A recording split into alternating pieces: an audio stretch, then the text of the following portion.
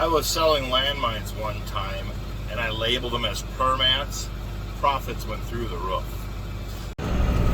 I get 25 letters of the alphabet. I just don't understand why. And we're planting on the strips. Looks nice behind it. Looks real nice.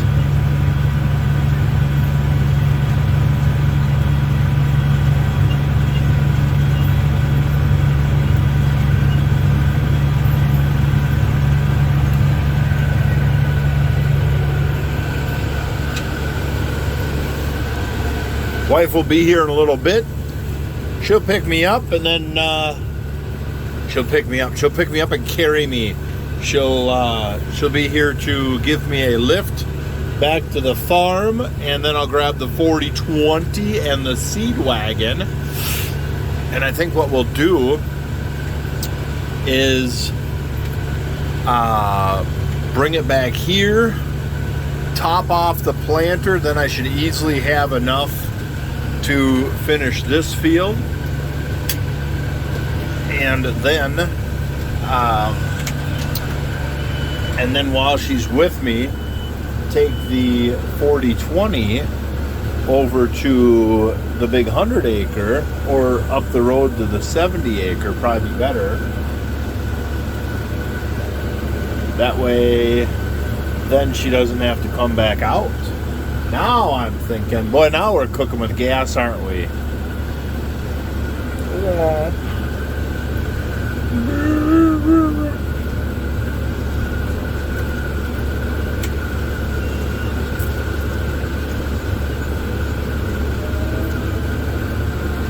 Oh yeah. Beautiful day. Hot. Oh my gosh. It's supposed to be in the upper 70s or something. It's hot. I'm glad this field here is another great example of strip till. You can kind of see this draw right through with that grass there. That last year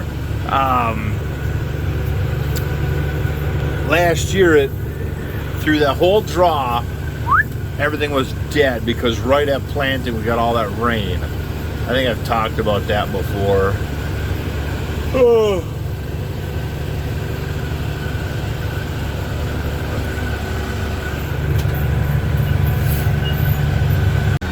So just chugging along. This reminds me of that one time I bought some, look at a washout from the landlord. He disced that spot. Oh my gosh. Reminds me of that time I bought some of this fancy wine that was cured in outer space. It was very good, but its price was a little astronomical. A few of you guys asked what I was doing for guidance. And so we got the ag leader in Command 1200. It replaced my Integra, and then you just got the steer box down in the corner. And it's a very simple system. It just literally has this little wire right here, runs into the corner post and plugs into the can system, and runs the steering.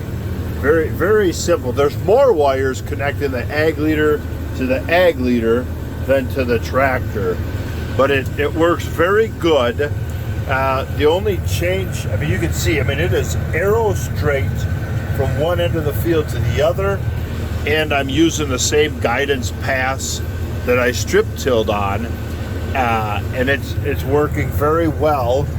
The only thing I really need to do, the receiver is right above us here. So the only problem is that the nose of the tractor does this, trying to keep that receiver right on line. I need to bring that receiver like up here to the front of the cab, like John Deere's are,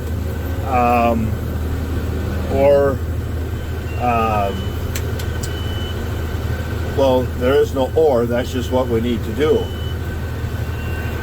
That would help take some of that wiggle out, because I've played with some of the aggressiveness settings. How hard do you want it to get over to the line? When it's on line, how hard do you want it to fight? And if you get too high on them settings, what it will do is it'll be a little bit off, so then it'll dive hard to the line. Well, then it sees that it's shot past the line, so then it goes harder, and it keeps getting worse. And so you dial them aggressive settings down, and then it just kind of stays. And if you get too low, it'll drift off, and you'll see your line up here. You'll be 1, 2, 3, 4, 5, and it'll hold out at 5, 6, and then come back 4, 3, 2, 1, and it'll just do a slow motion from side to side. And so there's kind of that fine line between not aggressive enough and too aggressive, and then same with like your line acquisition, that we're planting this way, right? So if we're going to turn up in this next pass,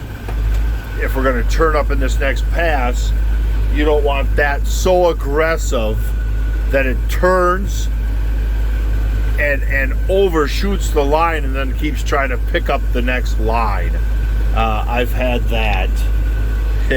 That's not very fun. But you don't want it, again, you don't want it so lazy that it just kind of takes forever to get back. You know, you drift down the field. You drive down the field while it's slowly drifting on the line. That's not productive either. And so we're gonna set down here.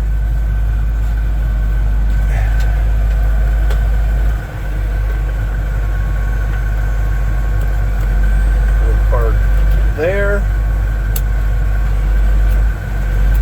Something like that.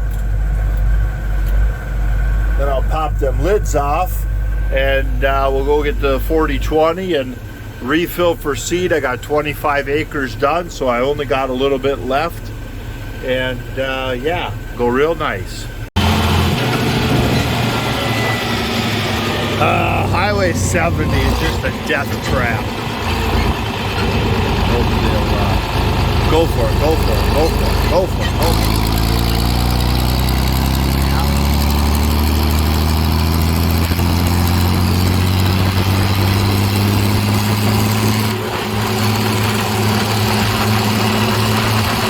Steering might not be perfect, you know. There's tiny little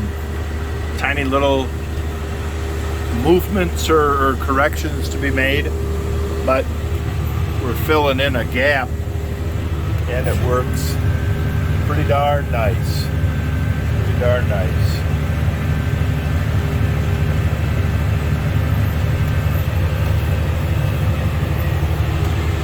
Then it allows me, instead of trying to make such a harsh light bulb at the headland, I can just make kind of a radius and move a couple passes over and catch that row down and just kind of cartwheel myself across the headlands.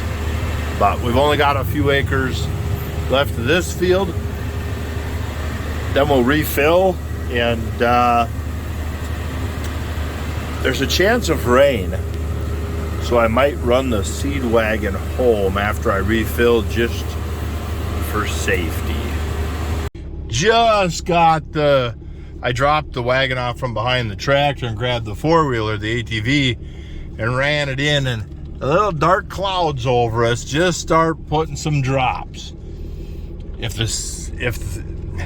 With my luck and the way the weather's going this year, it might seem silly to put that wagon in the shed right now. A little overcautious, but nobody ever got hurt on the side, erring on the side of safety. But man, I had that happen to me last year, and I'll never have that again, as my treated seed got rained on, and what a complete crap show that was. Ugh, yeah. So yeah, well, it's late enough in the evening. Let's go home, and I don't know, another porterhouse night or T-bone, I can't decide. All right, we're starting up the day good, off to a good start. This big 4.8 acre parcel, Larson Farms was over here promoting an auction apparently, and I ought to do a fun video for them, because they had made the comment, doesn't anybody own a chainsaw over here, and where's all the big fields at? And well, the history of this land is any field that is over here was cleared, was logged off first. And that's why a lot of times you have one big tree out in the middle of a field, because that used to be the anchor tree historically. When they used horses to remove all the other stumps, they'd have pulleys and block and tackles that they could go to that big anchor tree. And but I should do a fun video just kind of spoofing on that a little bit, because I've got a 2, a 3, a 7, 8. We'll call this a 5. We'll round up to a 5. And then acre fields. And then I've got the 120 acre farm. And to guys like them, they'd be like, yeah, that makes more sense. Except the 120 acre is a 15, an 18, a 10, a 7, a 3. You know, it's cut into 6 or 7 fields. And I ought to do a field tour just to have a little fun with them. The landlord, he wants me to buy this field, and someday I would like to. But I told him, I said, well, if I buy this farm, the first thing I do is level this building site down, reclaim that long driveway,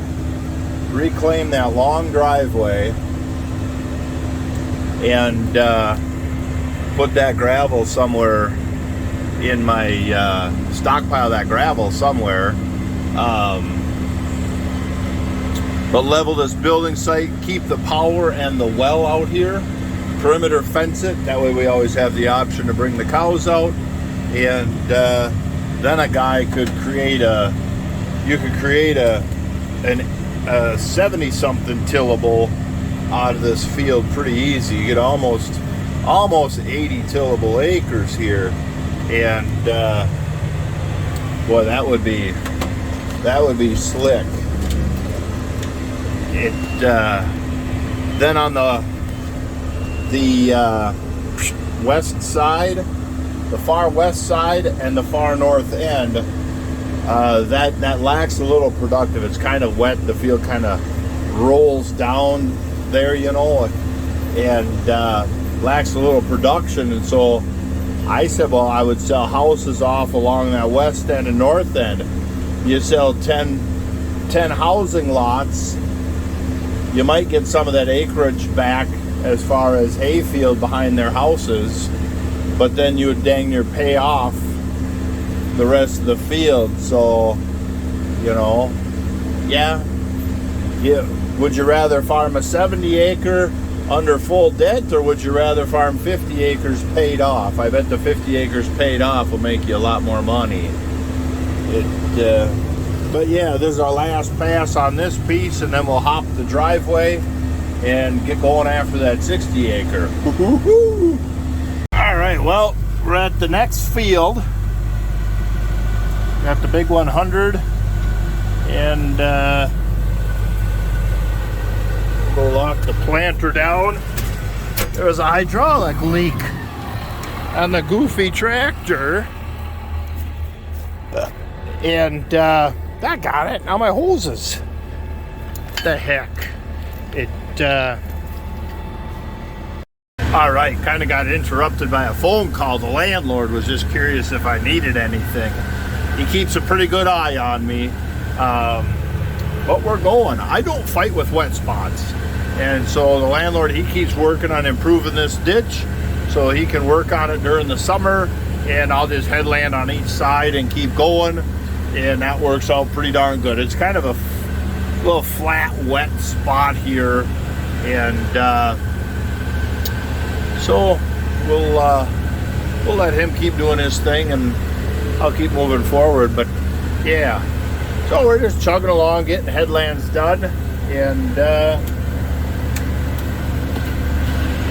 that sort of deal, you know what I mean? I'd like to get far enough planted today that I can empty the seed wagon into the planter so I don't have to run that home. That's kind of a pain in the butt. Next year we'll get a tarp. Get a tarp on that seed wagon. Then we can just leave him out. Saves a lot of hassle. Saves a lot of hassle, but oh well, what do you do? For the most part, you know, considering how wet we are this year, you know, all this green and growing and sucking up a lot of that water, allowing me to get through here. We're getting most of the acres of each field planted. No complaints, no complaints. Well, we're about a third of the way done with this field. I think out of the 100 acre, if we end up getting 90 of it planted, that's pretty good, I think, on a year like this. But we'll find out. But yeah, that hydraulic leak seems to be holding, or the repair seems to be working, and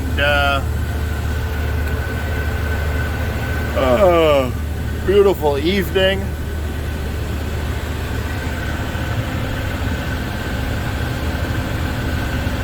Everyone's just running around the neighborhood, scrambling, cramming beans in. Well, we'll call that a day.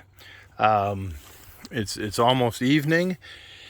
Hey, we'll go home, and tomorrow we just got a little bit left to finish up. We just got 50 acres here maybe, and then 15-ish down the road. So we should just whip that out tomorrow morning, and then get on to the next stuff. Nitrogen on corn, spray on beans, start first cutting hay, get caught up in the shop. So yeah, not much to do.